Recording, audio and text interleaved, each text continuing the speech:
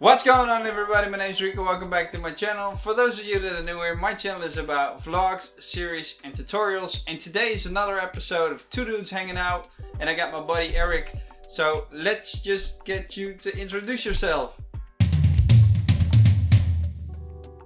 Hi, my name is Cosner. I'm just a YouTuber from here in the States, and Rico and I have been friends for a while and just decided to go ahead and try this out and see how it goes. Yeah, man, it's good to have you on the show. Welcome. You're the second guest. I couldn't get you on the first episode, but I got you on the second episode, so that's awesome. And today we got a special subject that we're talking about because we've been talking for a while now, as you said. We've been talking about the creativity and the pressure that YouTube brings with it, and the expectations from people around you, and how that affects you as a creator. Maybe you can say something about that. What are your thoughts about creating while being a YouTuber, while doing something for someone else? So this is something that I've kind of struggled with a lot. I think everyone struggles with when they're on YouTube. Is how do you balance the YouTube with everything else that comes into your life? And for me, what I decided to do was to start like a camera business on the side, like a camera and cinematography business. And at first I was really super excited about it. I thought it was going to be a lot of fun, and what I ended up finding was that it sort of took away from like the YouTube experience. That the first, what I had actually sought out to originally do was to just do YouTube videos, and I found that it just was taking away a lot of the fun for me. So I ended up just deciding to go back to YouTube. It's winter right now, so I'm getting kind of back into it, but yeah, it's been very I don't know. It's been a learning thing, and I'm just happy that I just want to do YouTube. I think that's more or less what I sought out to do in the first place. And what are your? I can understand what you're saying, but like now that you've decided that you're no longer going to use your YouTube channel as kind of an advertisement for other people to check out what you made and check out how you work. What are your goals right now for your YouTube channel? Have you figured that one out, or? Well, again, I kind of have. It's winter here. It's where we live. Winter's hard. Like it just doesn't cooperate. We get probably 4 to 5 months of solid winter here, and I don't know. It's very ugly outside, and the lighting after work, because I have a full-time job. It's a struggle.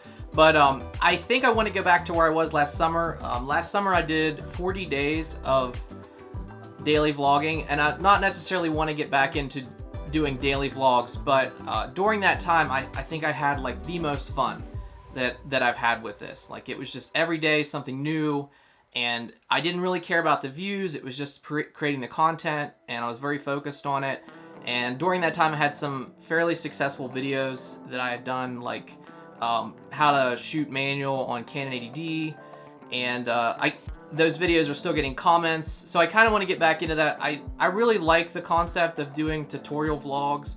Like, it's the whole thing with the one for me, one for them. Yeah, like I said, like the last time that I think I said it on my last podcast, like I'm making one for me, one for them, to keep it fun for myself. That's what you mean, right? Exactly, yeah. I think that's kind of where I'm at too, because I think with the vlogs you kind of hone in your skills a little bit. You get to have a little bit of fun with it, and then with doing tutorials, whether they're sitting in your studio and doing a tutorial like on the computer, or if you're just out explaining how you might get a certain shot, or settings on a camera, processes that you go through, or maybe just even unboxing or reviewing stuff. I think that stuff's kind of fun for me. Yeah, that's really what I do. Honestly, at this point, I don't even really care about the sub counts or the views. It's just something I do that's fun, and that's basically where I'm at right now. What makes it fun for you? Like, if you shoot something, you edit something, what makes it that you decide that, okay, this was a fun project that I did, now I'm going to move on to the next one, stuff like that? I think it's more, for me, it's just the whole process is fun. Like, getting out and shooting, getting out and doing stuff. I do some videos with my kids, and just the process of archiving that for the future is fun. That's one of the fun things about it. You want to plug in his channel as well, or? feel free to do so. My kid, my son Darren has a channel called Darren's Toys, and eventually our daughter Haley is going to have her own channel. She's just getting into snowboarding lately, and she's doing really well, and I need to get her a channel up and running, which is another reason why I kind of wanted to get away from the doing photo and video work for other people, because when I'm doing that, I just don't have time for YouTube. I don't have time for 3 channels for sure, and so that's probably, I just want to have fun with it. The other part is the editing. I think editing is fun. I think it's really fun seeing it come together. I'm probably on the side of YouTubers where I don't do a lot of planning ahead of time. It's just kind of a lot of off-the-cuff stuff. Now with the tutorial, I do a little bit more planning, but... Do you write scripts, or do you just, like you said, just go with the flow, or...? It's for me, it's more... I'm better with go with the flow, I think. And even with tutorials, and then I just edit. Why? Aren't you scared? Aren't you scared that you'll forget something to address during a video, or do you just redo the take and then move on from there? I find that I just, whenever I finally get comfortable in front of the camera, I generate so much content that there's always extra, and if I forget something, I can always do a retake or just edit it in post. But yeah, I'm just not big on the planning side of it. I'm an app developer. It's funny because whenever I'm writing apps, I do a lot of planning. But whenever I'm shooting video, I tend to do a very, very minimal. Fair enough. I can understand that. The whole fun thing is that when I started YouTube, I was like, okay, the first year I'm going to use teach myself everything. So I didn't know anything about video. I didn't know about the right settings. And I didn't know anything about editing. So I had to figure out everything myself. I've put hours and hours into watching tutorials, trying stuff out to see if it works. And then obviously with the B-roll shots, I try to mimic like the bigger YouTubers. Which in my mind I still fail at. I don't know why. I think I'm pretty good at telling a story and to have it come across like the right way. But having the right type of B-roll, or shooting B-roll isn't hard because you're telling a story and then you think about the images that you have to shoot in order for the B-roll to be visualized, you know, the story to be visualized. But like the way Peter McKinnon or other YouTubers create their B-roll, that's just something that still baffles me. I mean, sure, I can shoot at 35mm focal length and then slow it down or whatever, but I just can't get the speed ramps or whatever. I tried, but maybe it's just not my thing. And then this year is about doing things I've never done before, as I said before. And I did tell myself that I wanted to write more scripts for my series, for my vlogs, because in my opinion it makes your video a lot more professional, because it seems as if you know what you're talking about. Like for instance, the tutorials that I'm shooting, I usually write a script for it, or I just shoot them like 3 or 4 times, or I do the tutorial 3 or 4 times before I shoot the actual footage that I need for my Thursday videos. So yeah, I'm very interested in what other people's thoughts about stuff like that, because if I have to choose, because I did both, so I did shoots in which I haven't done any preparation, and I did shoots that I have done some preparation, then I think I'd rather have some preparation and write a script, with the exception like Lisa and me going on a date the other day. That vlog wasn't scripted at all. Obviously I had some thoughts about the shots that I wanted to take, and then the Beseggen hike in Norway wasn't scripted, but I knew I wanted to, you know, get some drone shots in from the mountains and stuff like that. So yeah, bottom line, if I can choose, I'll always script my videos, because I just think it helps my mind as well to prevent me from forgetting stuff, you know. Yeah, I could definitely see that, and I do. I have rehearsed tutorials before. I will say that, definitely done that, as well as I think I mentally prepare. Like I'll be at work and maybe I'm like out on lunch break and I'm like thinking, what video can I do next? And like I'm going through that whole process, and I tend to think a lot in those terms. But yeah, as far as like writing a script, I just always skip that part. Well, if it works, right? If you don't need one. So basically what you're going to do is you want to focus on the videos of your kids, you want to focus on the videos of your channel, you don't want to do any commercial work anymore, and you just want to make like story type vlogs and tutorial type vlogs with some b-roll shots, and that's it? Or do you have like a certain theme? Because everybody's talking about how you have to be consistent, how you've got to have the same kind of theme and stuff, like Mango Street or Becky and Chris, and they usually shoot the same type of footage or same type of videos every week, or release them basically. Is that something you thought about? Or?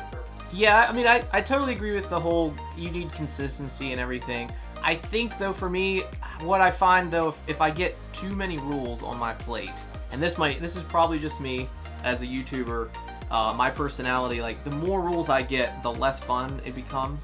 And then before I know it, I'm like not recording, and I lose interest in it. So in order for me to keep, doing this, I have to, I think, constantly be free to just do it creatively. And I think that's the thing about sort of, in a way, we're all sort of artists, and if you kind of lock yourself down too much, I think you lose that creative inspiration to a degree. And I know my content has in the past been like all over the place, but that's one of the ways that I find what works. Like I shot this video of me pre-ordering an iPhone at 3 in the morning, and it wasn't a great video. There wasn't any B-roll in it. It was just me like super tired, and that thing went crazy. I ended up picking up like 50 new subs off of it. I got 5,000 views in a week. It was just crazy to see. People were in the comments were talking about me rather than to me. They were even making fun of me to a degree, but anyways, it was a really interesting experience because it was just a random video I chose, and it got a lot of views, and I picked up a few new YouTube friends from it, and then I kind of didn't go back and keep pressing on. This is about when I started my photography business, and I wish that I would have just went more into like maybe iPhone stuff at the time, and because it was definitely working for me. But yeah, I think that's kind of my thoughts, is I want to sprinkle some videos out there, see what works, and then learn from that, and then replicate it, and that's how I'll achieve consistency. But as of right now, I don't really know. I mean, a lot of my vlogs are very similar, and a lot of my tutorials are kind of in the camera niche. So I think it's just, kind of learning from it and having fun with it. And do you regret not capitalizing on that one video that kind of blew up for you? I do, because I was focusing more on client work, and it just was it was bad timing. And with the client work, I have to go all over the place to shoot all these shots, and I found that like that was preventing me from really focusing on doing vlogs. It was just too much. Like when you have a full-time job, and then you have a couple YouTube channels you're trying to create, plus a family of 4, there's a point where you're doing too much, and then either one or more things start to suffer as a consequence of that. So yeah, because you're like a busy guy, right? So what keeps you? Yeah.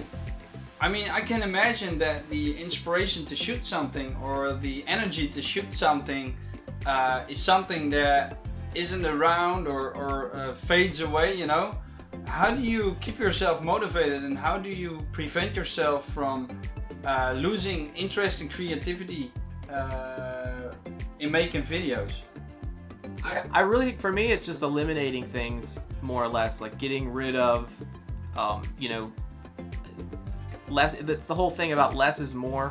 Like if you can reduce things like in your day to day, then you'll suddenly find that you have room for other things. And for example, I had a lot of remodeling to do over this winter, and the light wasn't great outside, so that's when I chose to do that stuff. I'm getting a lot of that stuff buttoned up now, so I think it's going to free me up to be more creative. But yeah, and sometimes it's a struggle just to get in front of the camera, and I think though once you finally do, then you realize and remember how much fun it is, and that's what I think perpetuates it for me is just the act of doing it and having fun with it. Do you, because we talked about it before, but the people don't know obviously, but how does the reaction from subscribers or people that view, like my channel, I check the analytics, and what's funny is that like 80% or 86% of my viewers isn't subscribed. So that means like only 14% that watches my video are subscribed. So what's the impact of like comments from either your subscribers or people you don't know, and regarding your will to like create videos, motivation to create videos? I think, yeah, it's comments and likes, dislikes are always like a two-way street, because every now and then you'll get like a troll or something that comes in, and if you're not careful, like that can just destroy Yeah, I know. Yeah. Yeah. But do you respond to trolls, or do you just let them, fade away? As far as trolls go, I've done a little bit. I have blocked some trolls, but I try now. It depends on the video and what type of day I'm having. But a lot of times I just ignore them and learn to ignore them. And any publicity is good publicity.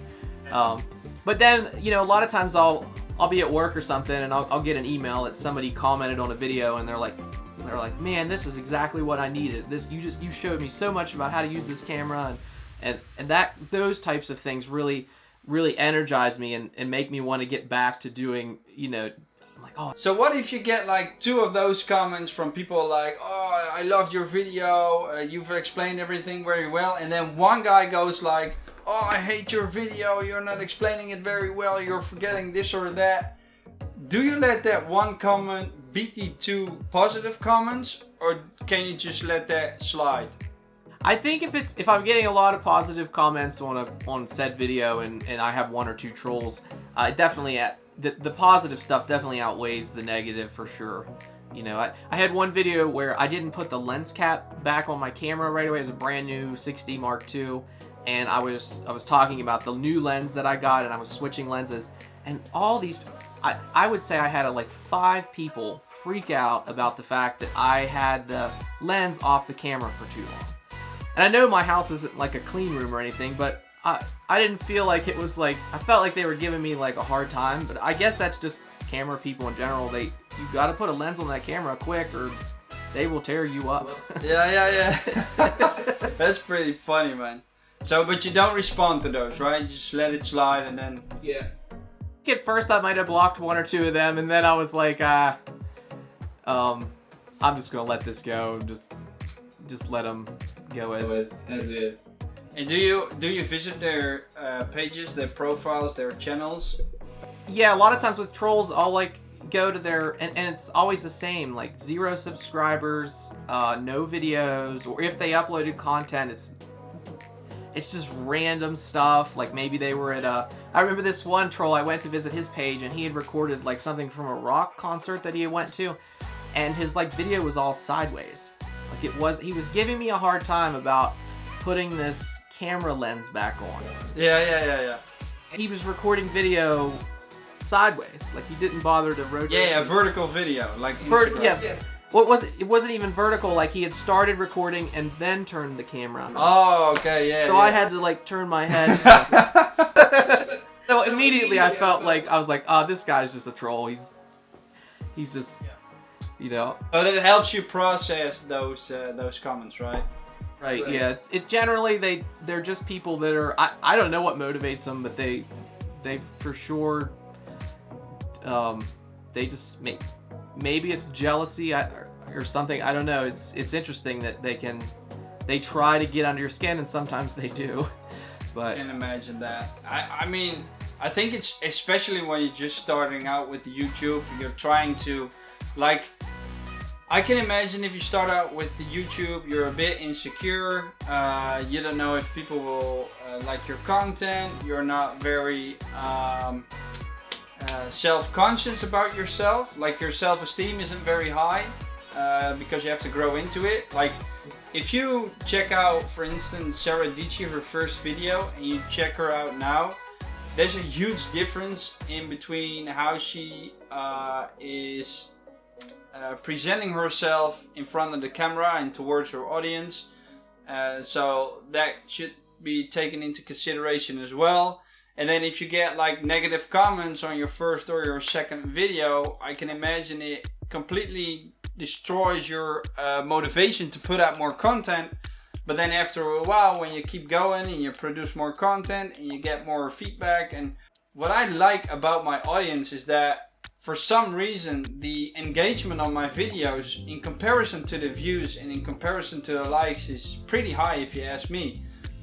I've got a lot of the same people responding to my video. I've said this in the podcast last week as well, that I appreciate that a lot, and I try to visit their pages and check out their videos as well. But obviously I can't check out like 20 videos a day because I won't be able to create content for myself as well. And that really, like, if I get a negative comment right now, I had one today. It was a guy who said like, hey, why don't you create Darktable tutorials in Dutch, because there are already enough tutorials for Darktable in English. I beg to differ, but I told him like, hey man, thank you for your feedback, I appreciate it. I made a decision to create videos in English, so I'm going to stick with that. Feel free to create Dutch subtitles for my videos, you know, to help me out. But I'm just going to keep it like this. And in comparison to, let's say, Lightroom or Photoshop, there aren't a lot of Darktable tutorials. And yes, it's a niche, but I really think I hit the nail with that one, because in my prediction, people will get tired of the subscription model from Adobe.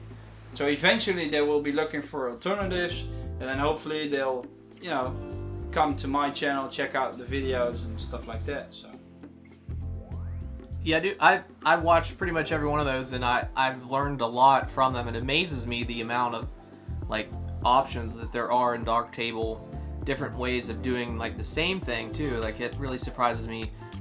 Where in something like Lightroom or Photoshop, there's generally maybe one or two. Lightroom is, you know, it's only usually one way of doing anything. I actually use Lightroom CC mostly, but I don't do. I'm more of a, like, I'm editing pictures of my kids, so I don't do any more professional work. So I like Lightroom CC because it's a quick edit thing. But I promise I am going to try Darktable soon and give it a chance to, because it could save me. I'm paying like $62.99 a month for Adobe. So yeah, and if you use Darktable in GIMP, it'll save you a lot of money, man. And you can do the exact same thing. The only downside is that it doesn't have an app, so it doesn't have the. You can't use it on your phone. But for phone edits, I use Snapseed, for instance, and it works just as great. I can change all kinds of things on my phone inside Snapseed on the picture, and that's all that I need actually. Do you use Snapseed, or do you use like Lightroom Mobile? Since I'm like using CC on my laptop, I tend to use the Lightroom Mobile, and I've even taken pictures with that. I do like how it'll take 3 pictures and make them into one, and then it uploads them to the cloud. It takes a little bit, that's the only pain. But then when it comes down, you have the exact same features you have in regular Lightroom. That is one thing I like, is it's like integrated. But recently I ran out of the 100 gigabytes and I had to pay for more. That's why I'm paying $10 more a month. But I do have Premiere. I have the whole bundle. And recently I was trying to go down to just Premiere, Lightroom, and Photoshop, and it wouldn't let me do that. It won't let you switch from the all applications down to that.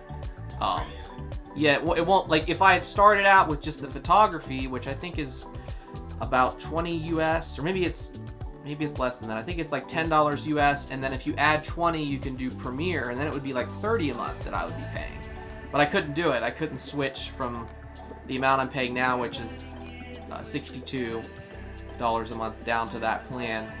What will happen if you let's say if you end your subscription? Can you still access the 100 gigabytes of files, or?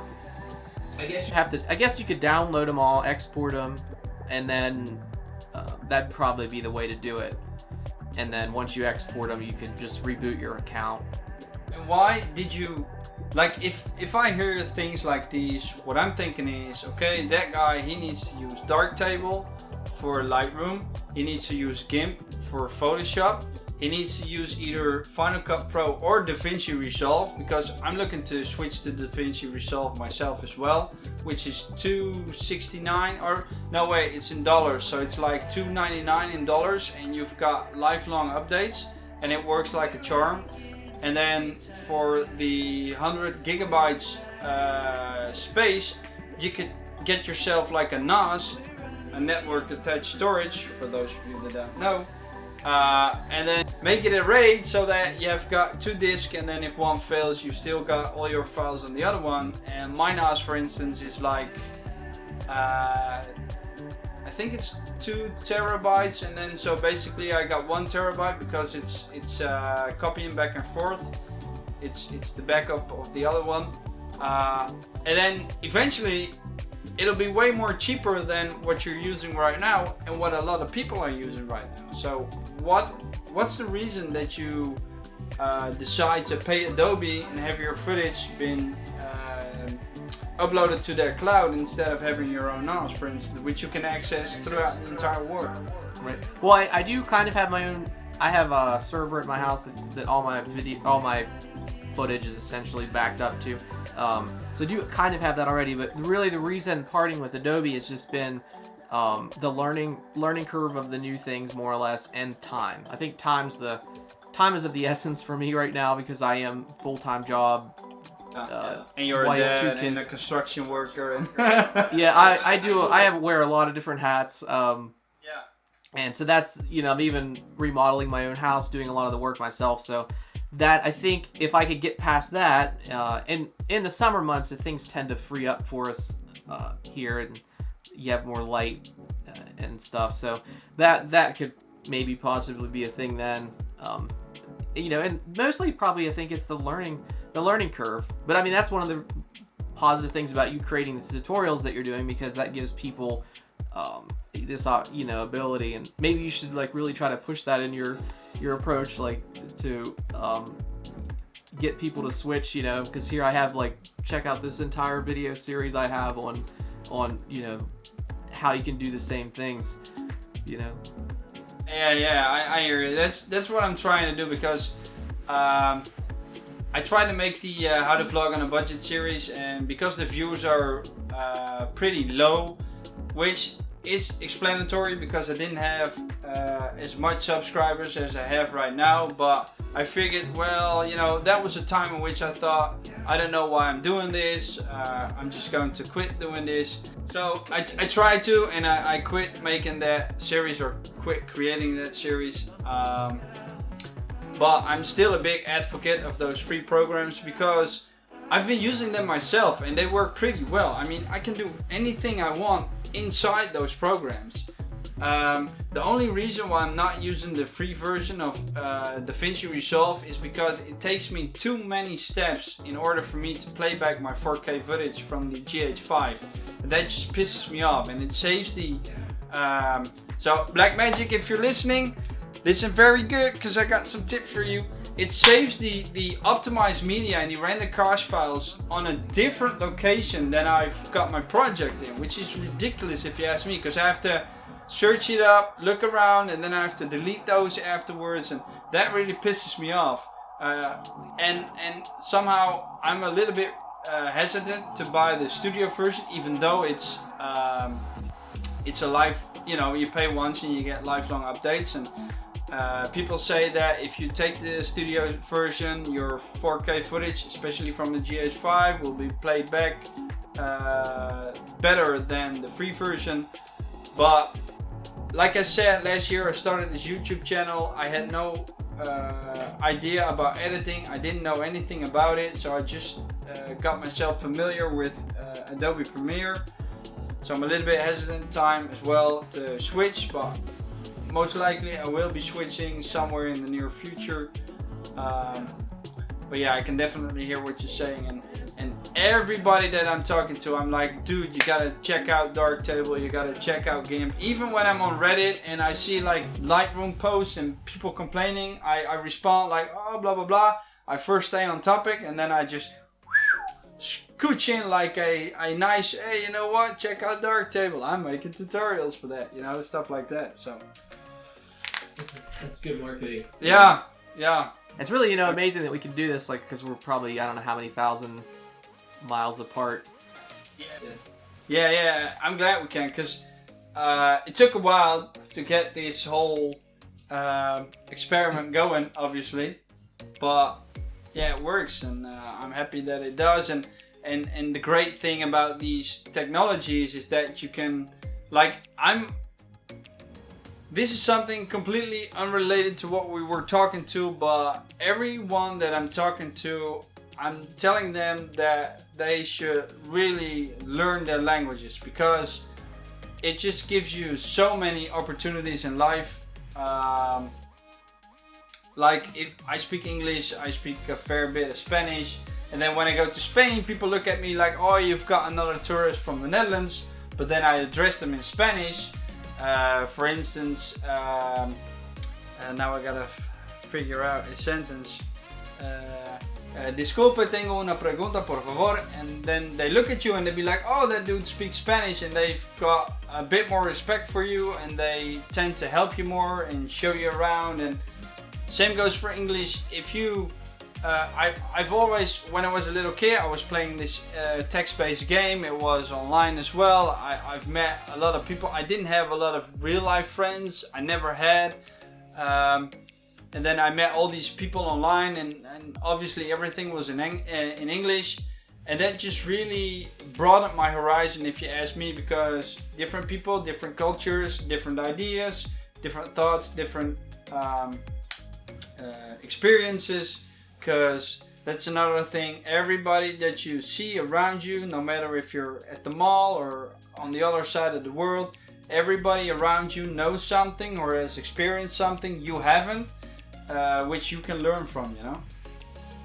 Yeah, that's definitely true. I only speak English, but I can definitely relate to what you're saying. The other day, my kid was watching something on YouTube, and he's like, "This is in Spanish. Do you understand Spanish?" It was like a Sonic. He's big into Sonic, and it was something about a level and what happened at the end of the level, and Sonic was speaking Spanish, and I'm like, no, I can't help you there. And I thought for a minute, I was like, maybe Rico. Send this to Rico. And I'm like, I don't want to bother him. Yeah. Well, you could. I probably would have known. Or you could just use Google Translate, you know, because Right. that works fine as well. Although Google Translate usually has some problems with the grammar, you know? Yeah, picking the wrong words. Or Yeah. It's usually a little bit off, yeah. And the fun thing is, if I translate something to Spanish, for instance, yeah? I translate something from Dutch to Spanish, and then I'm like, I don't know, that doesn't really sound good or looks good. And then I translate it from English to Spanish just to double check. And then I translate it back as well. And that way I can just double check if something is the way it should be, you know?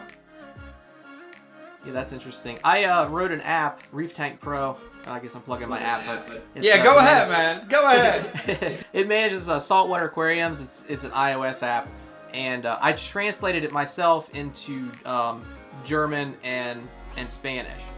Yeah, and, I saw. Yeah. Yeah, it was quite a job, because not only did I have to translate the verbiage and like the sentences, error messages, all this stuff, but I also had to translate like units of measure, like millimeters and gallons, liters, all those types of things as well.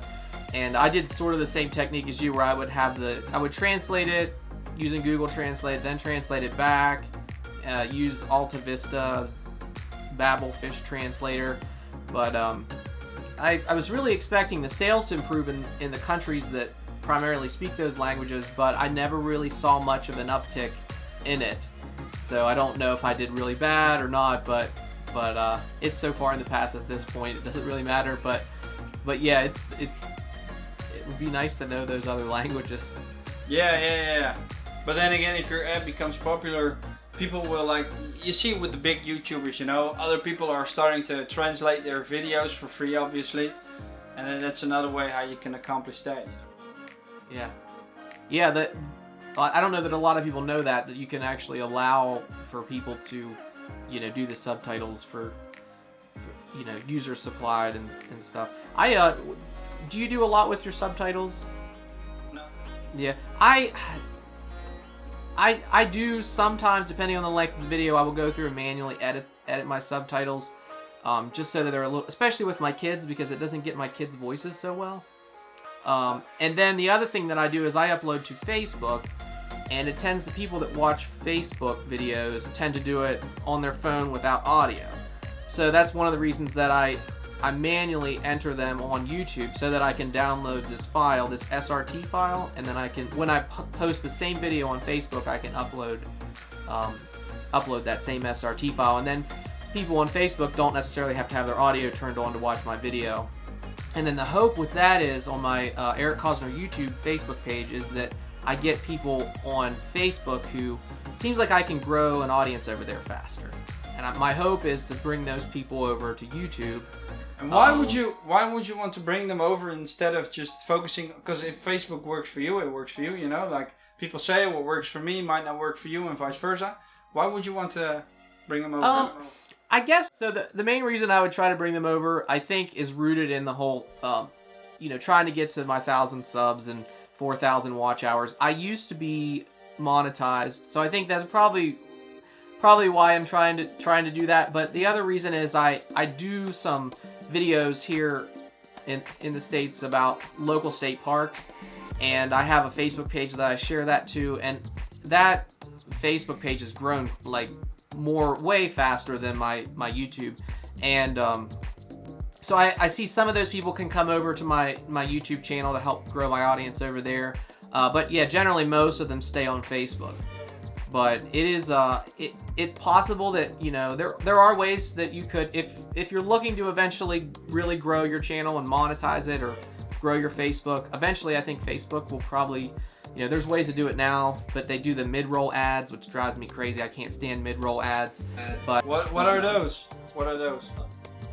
I think the rule, at least last time I checked on Facebook, if you have 400 people in a live stream, and they will allow you to monetize your Facebook page. But the problem with it is they make you do mid-roll ads. So you put out this interesting video, people are engaging with it, and 30 seconds in, an ad plays. And I usually, when that happens to me on Facebook, I just don't watch the video anymore. I don't know why. It just breaks where it's placed. It's usually in the middle of a sentence, and I don't know. I just don't like it, and so I don't know about the whole monetizing on Facebook. I think generally people are scrolling on Facebook, and on YouTube they actually, they look at your thumbnail, they're searching. There's a reason that they're watching your video. Facebook's different, but yeah, things can go viral on Facebook, I think, easier than maybe YouTube, just because all you have to do is hit that share button, or people tag each other in the comments, and you can't tag people on YouTube. So, but I don't know, it's something I do. I usually upload to YouTube, I upload to Facebook, and it helps convert some of those people over from Facebook to YouTube.